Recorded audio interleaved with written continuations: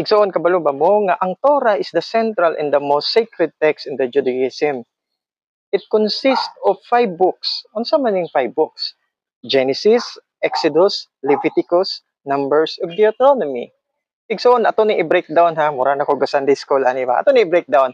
Ang first book is Genesis. Ang Hebrew word ana is Bereshit.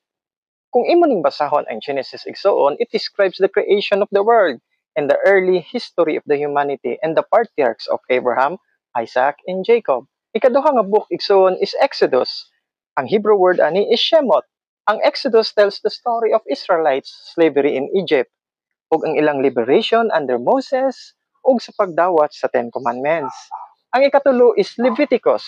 Ang Hebrew word ani is Vayikra. Kani nga book igsuon nag-focus sa laws and priestly rituals. Ang ikapat is Number. Ang Hebrew word sa number is Bamidbar. Kani siya is chronicles of Israelites' journey through the wilderness. Ang last is Deuteronomy. Ang Hebrew word ani is Devarim. Kani siya nga book igsuon series of speeches by Moses reviewing the laws and experiences of the Israelites. So mao na siya ang Torah igsuon. I hope na amoy nakatunan karon. Thank you and God bless us all.